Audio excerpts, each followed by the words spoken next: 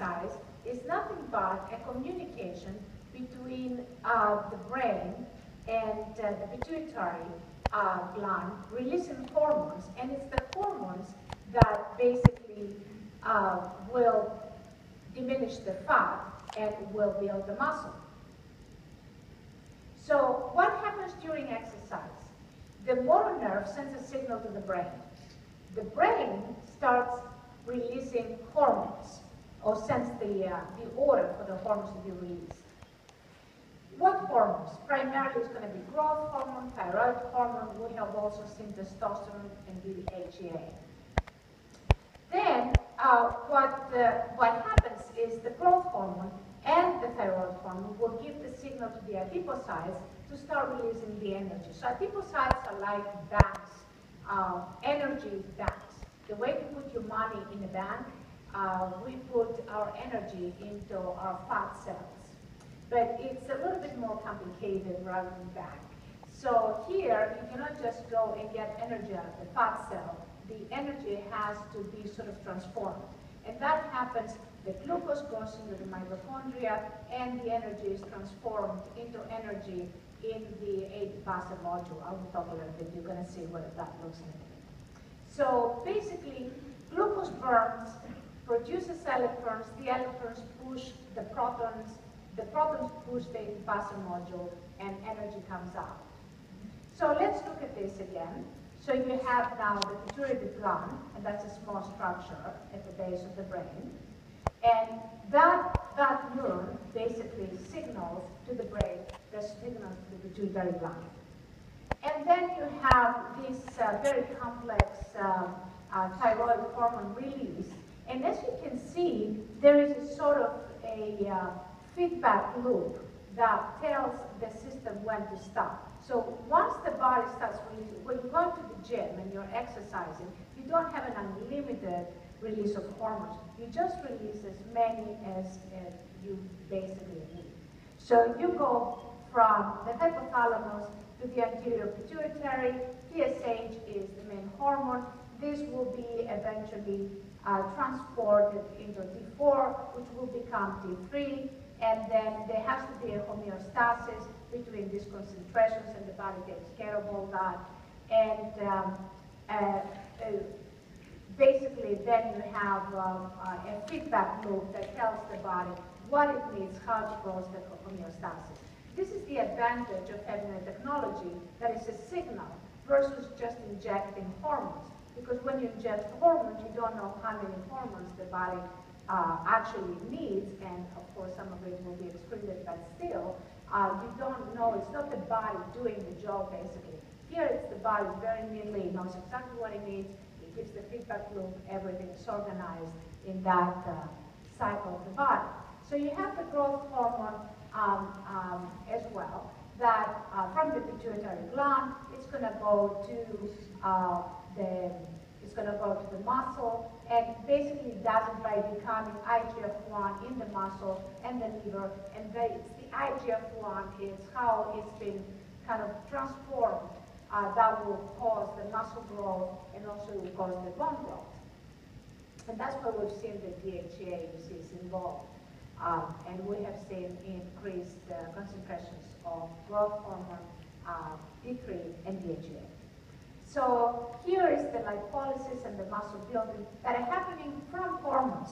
And here what you see is the little kind of diagram of the adipocytes. So the glucose goes here, and the ATPs, it has 2 phosphates, it turns into 3 phosphates into that adipose module, and ADP, adenosine with 3 phosphates basically, is what is the energy source. And this is the money basically. So basically you go into the fat cell, you get the permission to kind of create that transformation, and ATP is the money that will buy you to build your house, which is equivalent to building the muscles in your body. And this is what the ATP looks like. This is a very interesting time reversal mechanism. As you see, the electrons can turn this module clockwise, and by adding a phosphate, and that's ATP. But if there is no protons and no electrons, when there's no glucose that was burned basically, this module spins the other way, anti-clockwise, and turns the ATP into ADP. ADP diphosphate has two phosphates. So this phosphate is a very interesting element that basically is time reversal. It's the main aspect that is added to create the energy source. So very interesting if you look at normal growth hormone, okay, somebody that has normal growth hormone, and somebody that has low or no growth hormone signaling. And you can see how the subcutaneous and the visceral part are much bigger. And somebody that has high growth hormone signaling. So what we look like has to do with the growth hormone pretty much, and the signals. It has to do with signals, let's put it that way. Because it's a lot more complicated than saying it's growth hormone. It has to do with signals.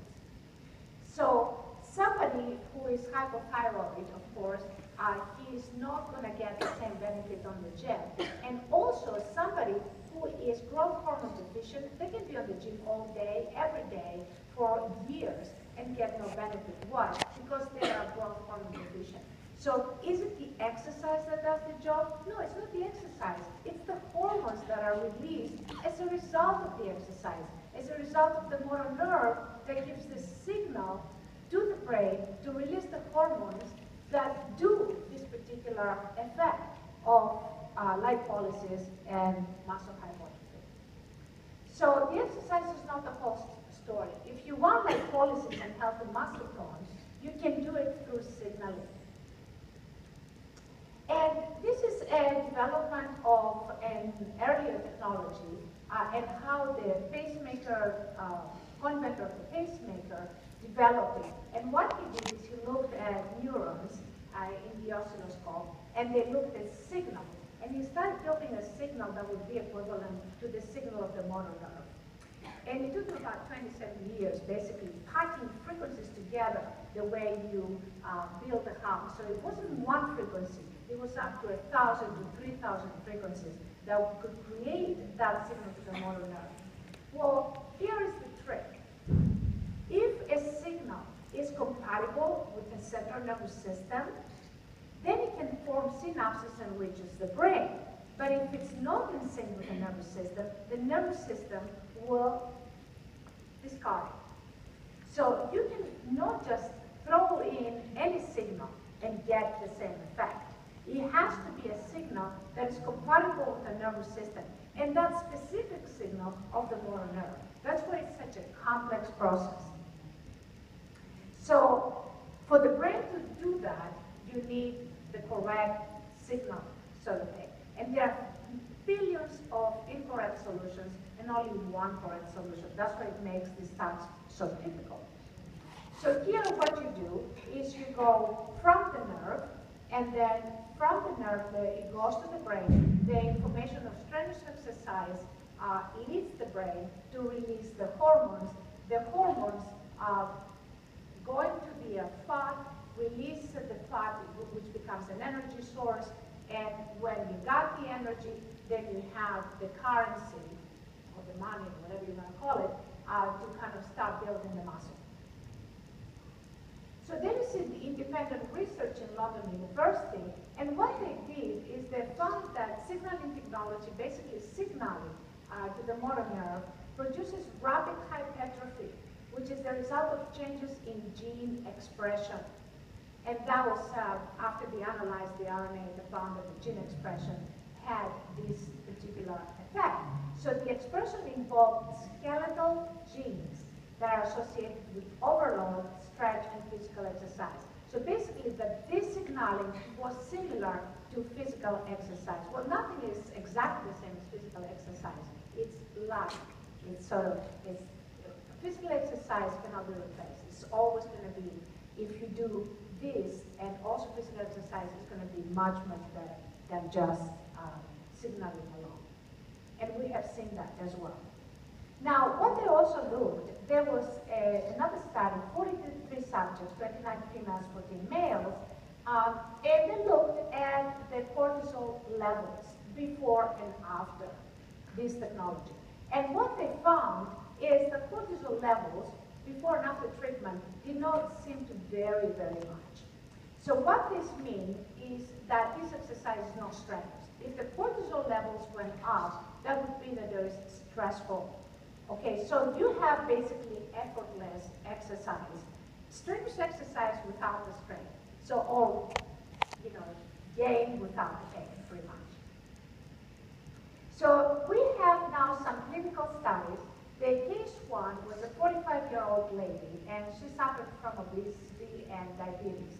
And what was found is that after 20 treatments, obviously this is a study from India, and the weight went down. Remember, you're exchanging fat with muscle, so weight doesn't really matter as much, but her weight went down, and the fat content was significantly reduced. One of the very interesting results was the diabetes status that she went on oral drugs, so it got improved.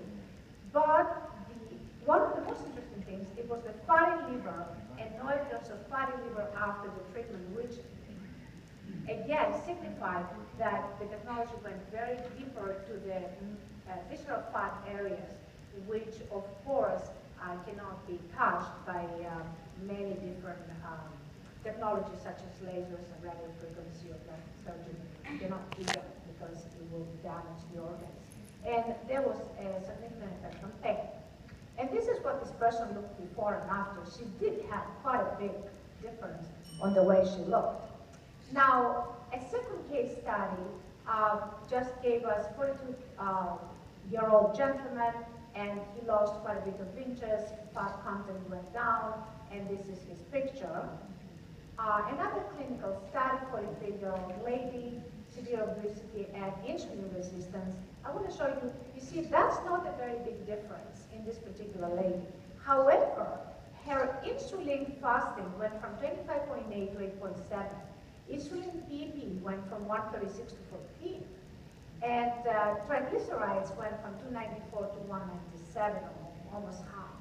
And the good cholesterol increased. So she had significant health benefits from it, even though she lost a little bit, but not that much. I mean, she still looks similar to me. There was another study that was done just on inches. 18 subjects, 12 females, 6 males, and there were 12 treatments from 8, 8, 10 to 3, 9, 10. And if you can see, the fat content, the body fat, from the first and the second treatment wasn't that much difference. However, if you compare the first treatment to the last treatment, it was quite significant. Muscle mass also increased significantly, and the water content remained the same, so it's not water loss. This has nothing to do with water. And this is one of the subjects in that particular study. We could not get pictures from most of the subjects.